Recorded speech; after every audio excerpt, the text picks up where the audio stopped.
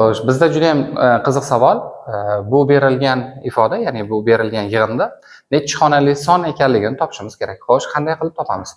Buni tub yoyilmaga ajratamiz hammasini. 12 ni 3 ko'paytirilgan 4, 4 ni ham 2 ning kvadrati deymiz. 125 5 ning kubi, 5 ning kubi bo'lgani uchun 5 ning demak 13 uchun ko'paytiramiz, 39-si deymiz. 16 2 ning 4-si 10 bilan ko'paytirib 2 ning 40-si deymiz. Qo'shilgan 2025 barobar.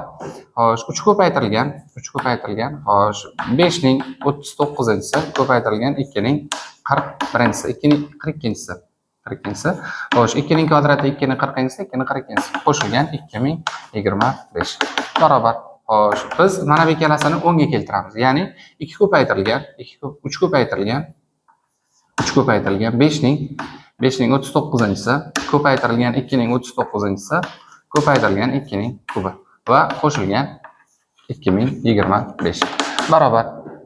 Buni hisoblaydigan bo'lsak, bu 2 ning kubi 8, 8 bilan 3 ni ko'paytiradigan bo'lsak 24 ko'paytirgan. Bu ikkalasini darajasini bitta qilib oladigan bo'lsak 10 ning 39-si desak bo'ladi. Qo'shilgan 2025.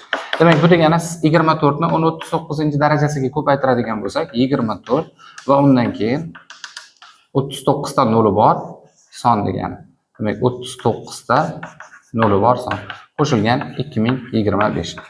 Xo'sh, demak bu 39 ta noli bor va bu yerda ikkita son bor. Jami 41 xonali son. 41 xonali songa 4 xonali sonni qo'shadigan bo'lsak, uning xonalar soni o'zgarmaydi. Qachonki 41 xonali songa biz 41 xonalidan ko'proq bo'lgan sonni qo'shadigan bo'lsak, xona birliklari o'zgaradi. Ya'ni yig'inning qiymati ortadi. Xo'sh, demak, nima qilamiz? Qo'shadigan bo'lsak, bizda natija yana o'sha 41 xonali son hosil bo'lar ekan.